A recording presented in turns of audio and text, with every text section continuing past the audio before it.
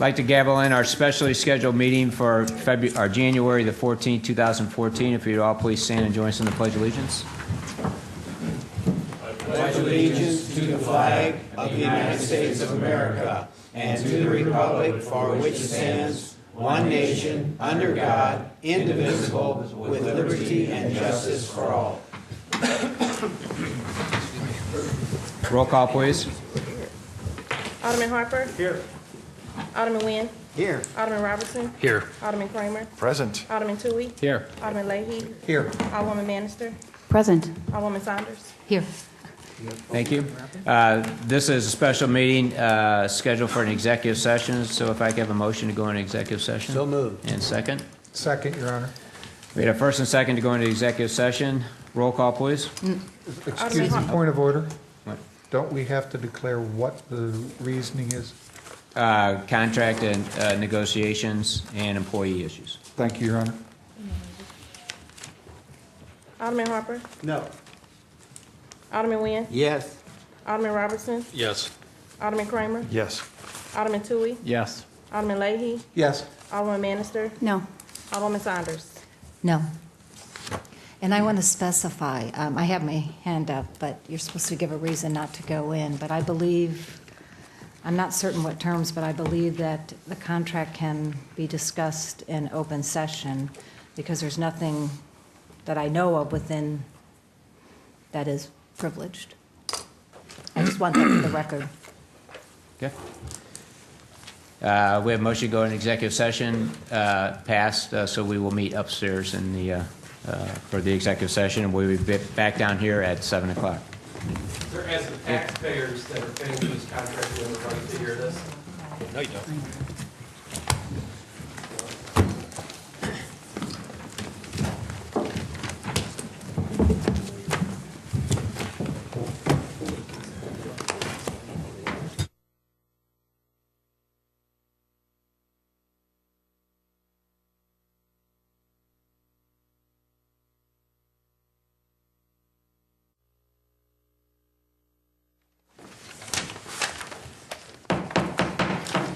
I'd like to gavel in our special meeting scheduled for January 14, 2014. If you would all please stand and join us in the Pledge of Allegiance. I pledge allegiance to the flag of the United States of America and to the republic for which it stands, one nation, under God, indivisible, with liberty and justice for all. Roll call, please. Alderman Harper. Here. Alderman Nguyen. Here. Alderman Robertson. Here. Alderman Kramer. Present. Alderman Toohey. Alderman Leahy. Here. Alderwoman Manister. Here. Alderwoman Saunders. Here. Thank you. Next item, approval of the agenda for the January 14, 2014 meeting. Any changes? Alderman Leahy? Your Honor, we have a proclamation on Section 5B, request that the city move that to the meeting on February 3rd so that the Eagle Scout and his family could be in attendance. And actually, if you would add to that the O.B. Clark's presentation as well, they couldn't be here this evening either. So, If we may move both 5A and 5B to the February 3rd meeting then. and is there a second? I second that. Thank you. All in favor say aye. Aye. All opposed, motion carries. Any other changes to the agenda? We have a motion to approve the agenda as amended. Mayor Kelly. I'll do that when we get to the bills. Okay. Okay. So moved, Your Honor. And second? All in favor say aye. Aye. Motion carries. Next item, consideration of the minutes from the December 16th meeting. Any changes? Give me a second. Motion to accept the minutes. So moved. Second? I'll second that, Your Honor. We have first and second to approve the minutes from the December 16th meeting. All in favor say aye. Aye. All opposed, motion carries. Next item, presentation recognition. There are none this evening. No public hearings. Bids, none this evening.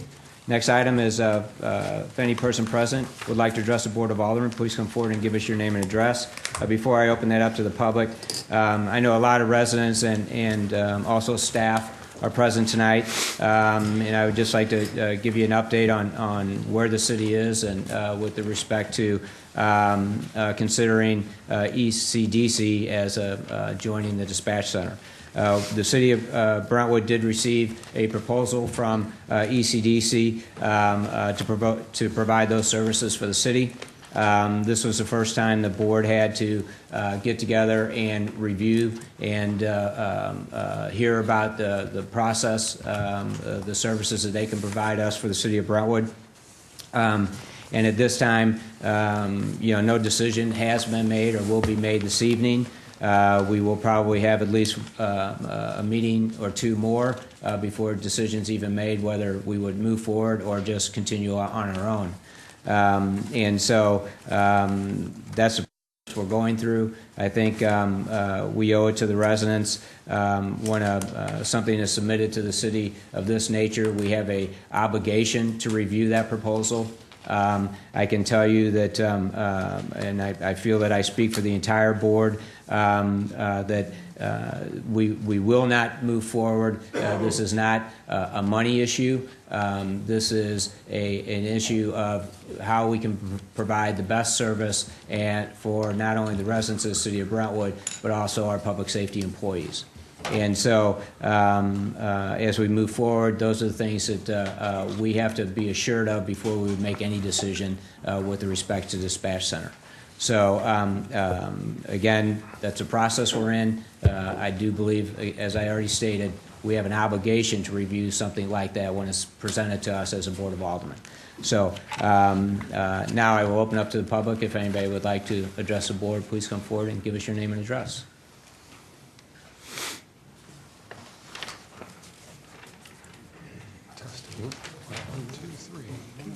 Okay, hearing none, we will move on to introduction and reading of bills. Wow.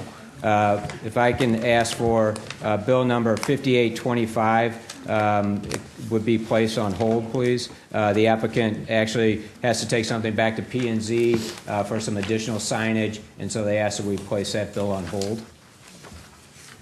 So moved, Your Honor. Thank you.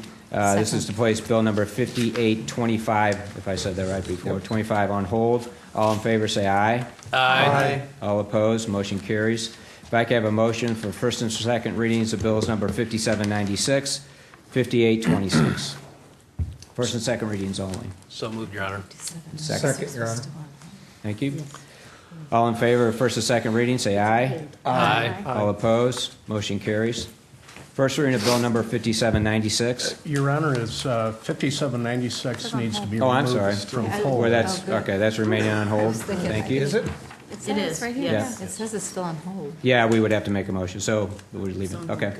Then first reading of bill number 5826, please. First reading, bill number 5826 by title only, an ordinance granting approval of a site development plan for exterior renovation of an existing building and related site improvements at property numbered 1705 South Hamley Road, which permits under the provisions of Chapter 25 of the Brentwood Code of Ordinances the development of that site, providing the conditions of such development, and providing for the effective date of this ordinance. Thank you. Synopsis, please. Yes, Your Honor. Bill 5826, petition for the site development plan approval for a building addition for the Animal Protective Association, that of our state of Missouri, our case number 013020. Petitioner proposes to add a 975 square foot addition onto the existing 12,025 square foot facility. Proposed building addition would add a new face to the building. Minor changes to the site are proposed to accommodate the building addition and increase efficiency and use of the parking field. The result of the proposed plan would result in 56 parking spaces, and 33 spaces are required for that location. Proposed spaces include 4 accessible spaces for handicap on the site, 2 on the front side of the building and 2 in the rear. Our Planning and Zoning Commission recommends approval after reviewing this application by a vote of 8-0. Where's Justin? I'm sorry, did they want both of these to be placed on hold? Or just, okay, I just want to make sure. Okay. Are there any questions? Okay. Second reading, please. Second reading, bill number 5826 by title only, an ordinance granting approval of a site development plan for exterior renovation of an existing building and related site improvements at property numbered 1705 South Hamley Road, which permits under the provisions of Chapter 25 of the Brentwood Code of Ordinances the development of that site, providing the conditions of such development, and providing for the effective date of this ordinance. Thank you. Any questions? Alderman Saunders? If the public wants to know, it really enhances the building there, and we have colored copies up here, and so after the meeting, if you'd like to see the plans, we have them available. Thank you. Alderman Leahy? Motion to perfect Bill 5826 into ordinance form, please. Okay. Second, Your Honor. Motion is made by Alderman Leahy, second by Alderman Robertson. Roll call, please. Alderman Harper? Yes. Alderman Nguyen? Yes. Alderman Robertson? Yes. Alderman Kramer? Yes. Alderman Leahy? Yes. Alderman Bannister? Yes. Alderman Saunders? Yes. Bill you. number 5826 is now ordinance number 4490. Thank you. Next item, accounts against the city.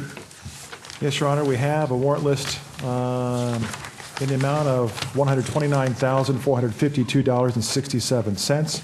That's dated for today's meeting. I have reviewed the warrant list, did submit one question, and had a revision to the explanation on the topic of the Moody's Investors Service. And with that, I'm making a motion to approve the warrant list as submitted. Okay. Second? Second, Your Honor. Okay. Alderman Saunders? I was just wondering, we didn't have an invoice for Frank on this, and also from Shelton, Shelton? They both came in after this was prepared. Okay, after prepared. And then the Moody invoice, that's for the re-rating for our COPs, they require it, but not for the bonds? Yes. Those Moody are re- bonds, Those the are COP bonds. Okay, but it's for the cities, our It's for the debt? city, It- yes. It has No. nothing to do with the other? Okay, thank you. Okay. Next item, reports of committee and... First and second. You're right. We had a first and second. All in favor of approving the warrant list, say aye. Aye. All opposed, motion carries. Thank you. Next item, reports of committee and department heads. Actually, I would like to have more of a discussion on the code of conduct actually at our next meeting. I didn't realize that was still on the agenda.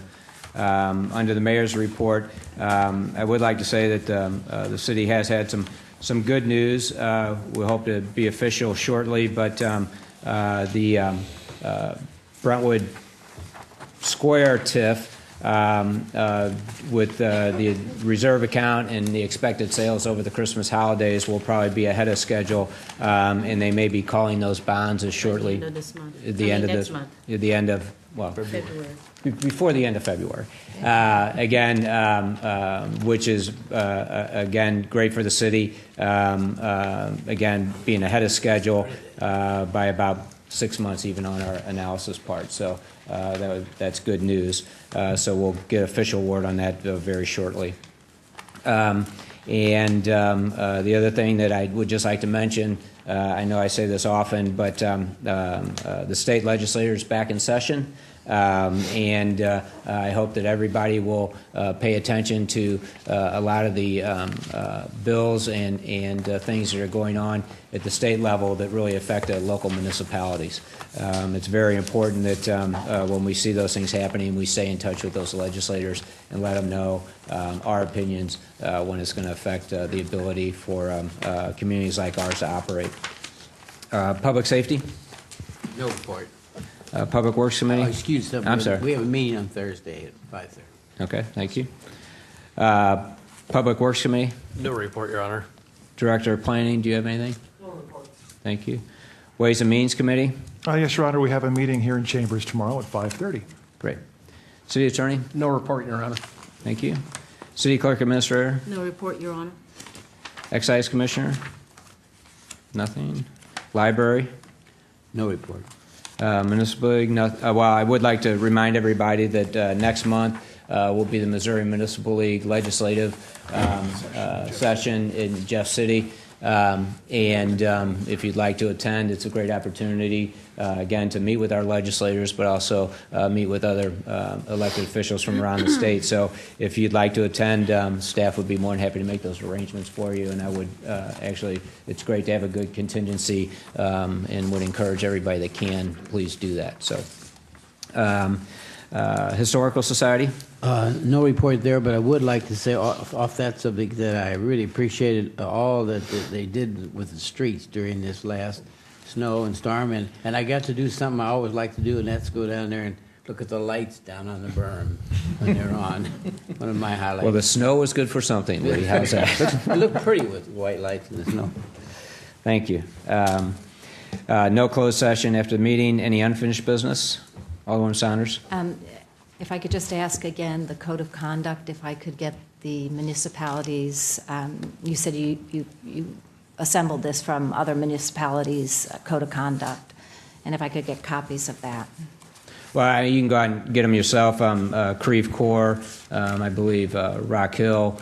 I talked to the mayor of Olivet. They have one. In talking to the mayors of Rock Hill, Rock Hill has one. Maplewood, charter cities, I think it's actually built into their charter, a lot of the things that are in our code of conduct.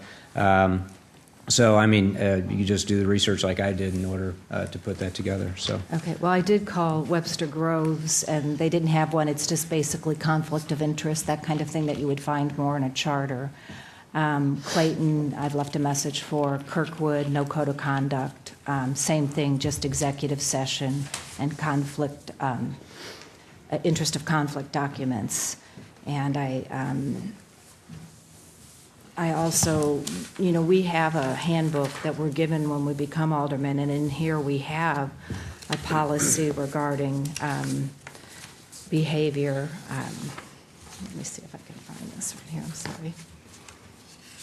We currently have a document that addresses this. The only problem I have is just the one rule where you're limiting access to information, and I haven't found that in any code of conduct. But in our handbook for the Board of Aldermen, we have a code of ethics from the town of Wendell as a sample, and then there's the Brentwood Board Staff Communications Guidelines. So perhaps this would suffice for the code of conduct or for the policy. Okay, we can discuss that. Okay. Any new business? Alderman Lay? If I may, Your Honor, thank you. The Ward 3 meeting normally takes place on the last Tuesday of each month. The 28th of January, I have a conflict, so I'm moving it to Tuesday night, the 21st of January, 7 p.m. here in the council room, and all are invited if you wish to have informal conversations on what's going on and what interests you here in the city of Brentwood. Thank you, Your Honor. Thank you. Alderman I'm sorry. Yes, Your Honor. I just wanted to echo my esteemed co-alderman Wynn's comments about our streets and the Public Works Department. I think they did a phenomenal job. I know that there were some folks who looked out their window and said, are they really doing anything? And what they were doing was they were trying to keep up with quite the storm that we had. The result of that storm is, going to our favorite topic of Brentwood Boulevard, we have had some complaints about the potholes. No. And I want to make sure everybody knows that I know our city administrator has been in contact. I have also sent communication to, asking them to make sure and pay attention to their street and their potholes, and I reason to believe that they've got us on the list somewhere. High or low? Well, actually, to tie into that on two counts. First, I'll touch on Brentwood Boulevard. There is a chance that St. Louis County is looking very hard at seeing if they can come up with the funds to do overlay to repair Brentwood Boulevard this year. So they're trying to see if they can do that. With respect to the Public Works, I can tell you I think they did an outstanding job given the circumstances of this storm. Not only the amount of snow, but the temperatures that really affect everything that they do. And a couple of the complaints that we did get, a day or two later, I think people were frustrated a little bit, but at the same time, some of the issues we had is that, when after Public Works would go through on the first pass and people could get out and get on the streets, and then they were parking because the snow was piled up on the sides. They were even more so in the middle of the street, and there were literally streets that the Public Works couldn't go down with their plows because of the cars that were parked on the streets and those kinds of things, which isn't something that normally happens here because the snow usually doesn't last that long. So I think overall, though, the residents were happy. I think all of our public safety and our public works did an outstanding job, and in some very, very difficult circumstances. So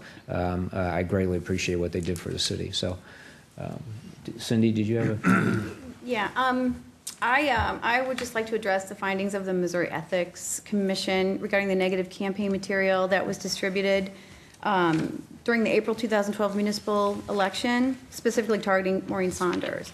The commission concluded that several campaign finance laws were broken. The individual found to be responsible has made some allegations that city employees, including police and fire, were involved, which is very unfortunate. It's just another black eye to the city. I personally don't believe that any police officers or any firefighters were involved, but I would like to see some sort of possibly an investigation into the allegations just to clear, you know, the name of the firefighters and the police officers, and to restore public trust in our city employees. That's what I'd like to discuss. If anyone has any comments or discussion, I would be willing to make a motion that we have an investigation to look into it. I'll second the motion. I'm not up to speed on their findings. Yeah, neither am I. Yeah. That- Did they give you a letter or? No, it was in the, I've never seen anything about he did there was a Riverfront Times article. He was interviewed. Forgive me, I didn't read the Riverfront I didn't. Times. It was in 40 South. It was also in and, 40 South. I guess the communications we no longer get when Brentwood's in the news. We don't get those emails anymore. Why? But he admitted to sending the threatening packages to me. I mean, it was very horrible. It was very scary when you were getting these packages, but I just tried to dismiss it because it was anonymous, and I didn't speak of it because I wouldn't give credence to anonymous. But after it was done, then my supporters and I did take the information down to the federal prosecutor, and then another resident, and I won't say their name, or I think it was Karen Smith, because she did put it on there. She filed the claim. Someone had written that my husband did, but it was Karen that filed the claim. And a year and a half later, they did find that it was Glenn Jamboretz that was behind the mailings and the packages to the supporters and to myself, and the negative campaign that they targeted women.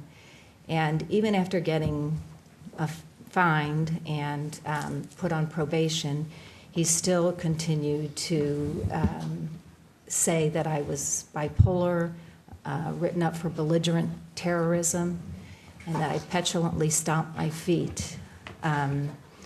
So I forwarded that to the Missouri Ethics Commission because his comments, I believe, are just making a mockery of the punishment that they gave him. I think he's just making a mockery of the Ethics Commission. He did mention that city employees were involved, and so I would like to have this investigated to see, again, hopefully to clear names. That's what I'm hoping that we will find out, but it needs to be further investigated.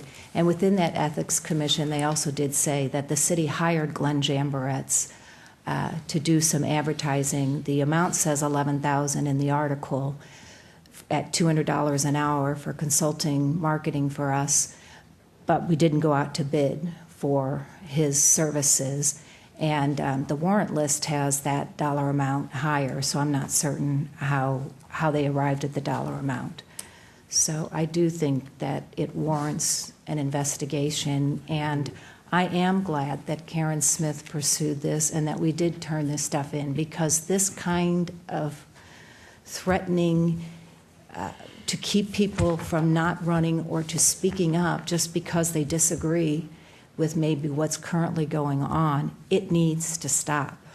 It needs to stop. We should be able to disagree and not feel threatened to speak, and we should not have information, especially your aldermen should not have any information withheld from them. Your Honor, I have a Alderman Kramer. question, if I could. The motion on the floor, I think that this is a difficult and challenging topic. You've got an accusation of city employees that may or may not have been involved in an issue that was investigated by the Ethics Commission. What I don't know is, and Alderwoman Saunders, Alderwoman Manistar, if you happen to know, were the accusations of the city employees made within the Ethics Commission complaint or findings, or was this just in the article that took place afterwards? Just in the article. It was from Glenn Jamboret's. He first said, and he told the Missouri Ethics Commission, he works for people of substance. He's known, I mean, if you Google his name, he's done this in other communities, and that's what he's known for. And people pay good money to bring him into communities to do this kind of work. And so, as I said to the Ethics Commission, why would a gentleman who doesn't live in the city of Brentwood, who actually knows my family, why would he target me for a Ward 1 aldermanic seat when he doesn't even live in the city of Brentwood? You have to ask the question why. There's a strong reason, that's some reason that I was not wanted in office, and these people of substance must be a part of that, because otherwise it makes no sense for a complete outsider to decide to target me during a campaign. So I think, you know, an investigation would be warranted. Well, he alleged twice that firefighters and police officers that were employed by the city were involved on two separate interviews that he granted. Mayor, if I could ask our city administrator, Bold, if we were to undertake such an investigation, just candidly, how would you see that as taking place, or how would it? Obviously, it would have to be an outside agency that would conduct the investigation if the accusation was being made against our own employees. And then second, the issue of cost. Those would be the two factors. And so we would be investigating a statement that was made in a newspaper, for instance. What would the finding be? How would you arrive at a finding? And how would you even ask employees to participate in this investigation? I'm not clear exactly. I would Well, how assume did they arrive at the finding that Mr. Jamboret's was involved? So we're taking his word as gospel. Yeah. I personally think that, I don't think any of our If you- city employees, but I mean, it's just another I don't understand. negative public, If you made that to the Ethics Commission, why they wouldn't do that? Yeah. Alderman Lee? Can the city of Brentwood contact the Missouri Ethics Commission and request a copy of their report and findings and make that available to the board? I can do that.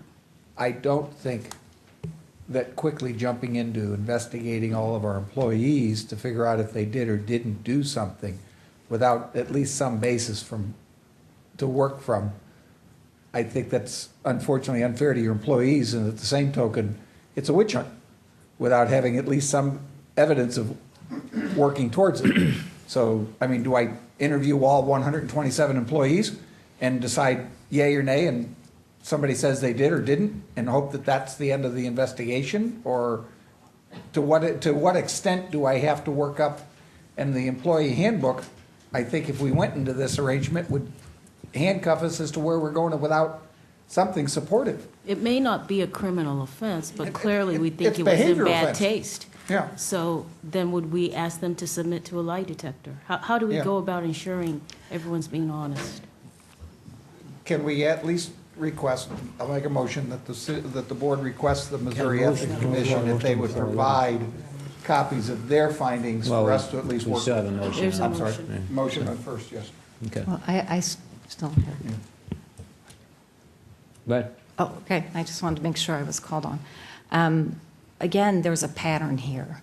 It happened in 2003, it happened in 2005 and 2007. I have my years wrong, but it happened in other elections where people didn't agree with the board. It happened again. It's the same, I mean, everyone says move on. It's not as though all of a sudden we filed a claim today. This was filed a year and a half ago, but the past keeps coming back.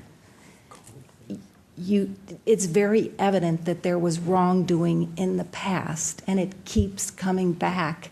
And naturally, wrongdoers want to say, move on, move forward. They don't want to get in trouble. But in this particular instance, the circumstances, you just have to ask yourself, he didn't just call me names. He said he had a group that was involved. And you logically have to think, why would a gentleman that does not live in Brentwood target me? And logic will tell you other people were involved within the community. And so I will be fine with, until you receive the Ethics Commission complaint, withdrawing my second, and also so that we can begin talking to police, and I will talk to Missouri Highway Patrol, St. Louis County Police, and investigative agencies, how you pursue. But time and time again, we keep saying, there's nothing there, and yet it just keeps coming back. So we no longer have a second, so we now have a new motion. So I'll withdraw With the my first Okay. motion Okay. also. Normally, I will then remake my motion that the city of Brentwood, with the board's approval, contact the Missouri Ethics Commission and ask for a copy of their records so that at least we have something to work from and review. It's on their website. It's a public document. Go to 40 South. do we have a second? I'll second that, Your Honor. Okay. Roll call. Alderman Harper? Yes. Alderman Nguyen? Yes. Alderman Robinson? Yes. Alderman Kramer? Yes. Alderman Leahy? Yes. Alderman Bannister? Yes. Alderman Saunders? Yes. Okay. Any other new business? Okay. If anybody in the audience would like to address the board, please come forward and give us your name and address.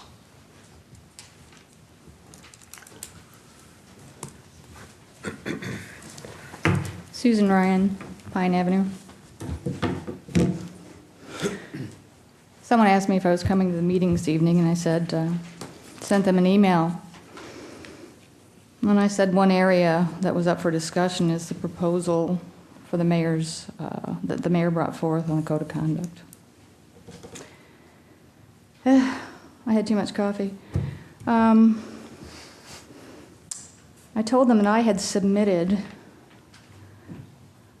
a sample of a code of ethics and conduct to the board or to various board members and the city administrator in September of 2012. And that was based on my own experience with the city's neglect or negligence, failure to follow their own ordinances, and the resulting financial harm to my husband and I. I very specifically asked that the city develop an ethics and code of conduct at that time. The mayor's proposal, current proposal, carves out a subset of the conduct and details specific behaviors. In my opinion, very concerning behaviors. However, I believe that we need a top-level set of guidelines that are easily understood, that we can all agree on without question. Thereafter, if specific areas need to further delineation and the details of the mayor's proposal may be appropriate and open to debate. To me, the current atmosphere is one of hostility, lacks civility, and is polarizing to our community in a negative way. There is constant infighting, a lack of trust, and the aggression continues to escalate. It is disappointing, disheartening, and I am aghast at the ugliness of it all. We mock our own motto. The example that I submitted was well written, top level, guideline of ethics and a code of conduct. I doubt anyone in this room would object to it. I think everyone would read it and ask that it be approved tomorrow. It had a preamble. The preamble simply said, the intent to achieve fair, ethical, and accountable local government. It had a scope that included the mayor, the city council, all members of the board, commissions, and committee appointees. It discussed core values, that being integrity, honesty, responsibility in protecting the public interest, fairness and accountability, respect for fellow elected or appointed officials, staff, and the public, and proper and efficient use of public resources. I'm asking you once again, review it, look at it, consider it, so that we don't have the cart before the horse. It's been a long time, and I've come up here for 2 years. I'm a fair, honest, decent person. I've lived in Brentwood for 15 plus years. You had not seen me prior to what I went through, and you will continue to see me. Because I would like to live in a city that really is considered the city of warmth.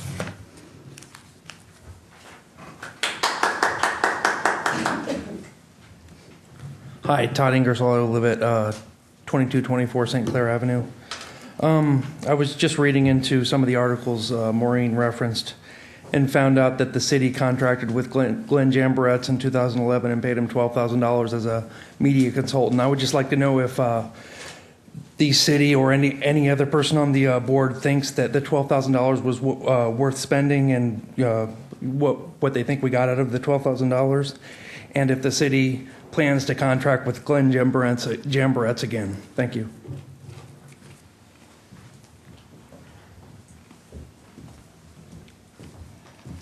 Matt Saunders, 2326 Park Ridge. I'm going to highly recommend that you look into the investigation in regards to the firemen and the police department being involved with this. I'm a good friend with Glenn Jamboretz. I've known him since he was at Stoll's Advertising, then he was at Glennon Advertising. I golfed with the man, lunched with the man. I'm very good friends with Jim Bischoff. He was Maureen's opponent in the race. Both of them said, Mayor, you brought him into the election. If you do it for no other reason, you need to clear your name, because the way it looks right now, you're the one responsible for everything that happened. I called Glenn directly, called him out on it. He said he was doing this for you as a favor. Jim Bischoff said the same thing. You sent him his way. You need to clear your name. What disturbs me most is because my family was in fear of our property and ourselves with these packages. I went to the police department and spoke with the police chief. There were extra patrols coming around my house. It's kind of ironic to think that some of those patrols may have been sending those packages. That's kind of scary when you think about it. The other thing in regards to the code of conduct, obviously there must have been an extensive review on how much time that our city employees are taking requests from you guys. I would like very specifically to know within the last 60 days how many requests were made by the alderman and how many hours of city employee time did it take to take care of those requests. Thank you.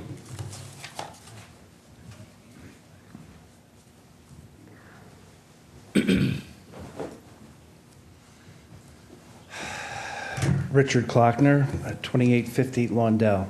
I would like to say, Maureen, on behalf of a resident, I am very sorry that you had to have that kind of behavior, but I'm not a bit surprised.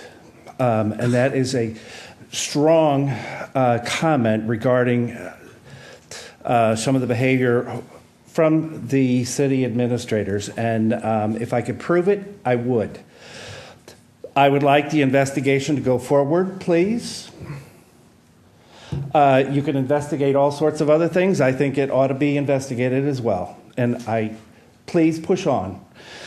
The code of conduct, I think just a cursory reading of that tells me you're trying to stifle the ability of a alderman to do their job. And I believe that there needs to be changes to it, because it's just not right. Thank you. My name is Tom Martin, 78 York Drive. On the subject of the code of conduct, I agree with what the previous speakers have said, and particularly this Rule 3 of Policy A. Mayor, is it my understanding that you yourself drafted this code of conduct using samples from other cities? Mm-hmm. Did you get any help to do it? No, no, I didn't. You didn't ask the city attorney to help you with this? No. You know this is a legal document. Why wouldn't you have asked the city attorney to bless it or critique Finish your it? comments and then I'll comment. Pardon me? Finish your comments and then I'll address that. Okay. I noted that you didn't answer the questions the speaker before the last speaker spoke. He asked some questions. You didn't answer them. You have not answered them yet. At any rate, on the code of conduct, this Rule 3, I would specifically like to know if you found a similar rule in any other city's code of conduct. This rule, I agree with the previous speaker. What it is doing, it's making the majority of the board having the power to limit what any individual or minority members of the board, what information they can get from the city, because on its face, it requires a majority vote of the board to request information. And I think that stifles and limits unfairly and perhaps illegally the right of each member of the board to get the proper information they need to do their job. And I would think that you should ask the city attorney to render an opinion in writing as to whether that is a legal rule to put into a code of conduct. And again, I would like you to tell us now where that came from. I suspect that it came out of your own mind, because I think you would love to limit what some of the alder people that are not part of your crony group have the right to find out here. There's supposed to be transparency. This kind of rule flies in the face of transparency and good government. And on the subject of Glenn Jamberitz, I received some of the correspondence that was sent out right before the last election, anonymous, attacking Maureen Saunders, and wondered who in the world would spend the money to do that, because it was obviously written by a public relations firm. I could tell by the wording that it was a more or less professional attack on her. And obviously somebody paid for that. And if people employed of the city, policemen or firefighters or anybody else, took part in the effort to distribute that stuff, and who paid for it, this is something that needs to come to light, and I think this should be thoroughly investigated, because for too long this city has tried to get away with fooling the citizens.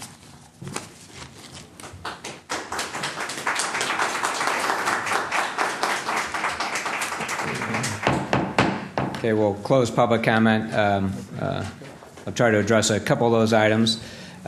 With respect to the code of conduct, the reason is I did draft that for the board's consideration. Nothing's been approved. Again, I think the item that has been brought up a couple times is that if the idea of requesting information from the city staff be brought to committees and brought to a discussion before that's requested by aldermen. The reason for that isn't to stifle anybody's ability to get information. The reason for that is that if it's information that's pertinent, it should be pertinent to all of the aldermen, or for that committee that's being where the request is being made for. If the information is good for one alderman, why isn't it good for all of them? The reason is that because if we have 8 aldermen and a mayor and all of them decide they want different reports and have different requests, and all of them start asking staff at different times to do different things, they'd never be able to get anything done. It's really to be more efficient and to be transparent so that the public knows and the other aldermen know what information is being requested and being able to digest that information. And so, you can take it however you want, but that's the motive behind it. It's trying to make that more efficient.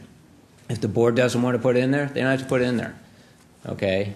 This is for discussion at this point. With the respect that if, Glenn Jamborette said that he was doing those letters and that campaign as a favor to me, that's unbeknown to me. It saddens me. That's not what he said. He was invited into the election. He's interrupting, Mayor. That's it. Okay. Well, good. I'm glad to clarify that because I didn't have anything to do with those letters. That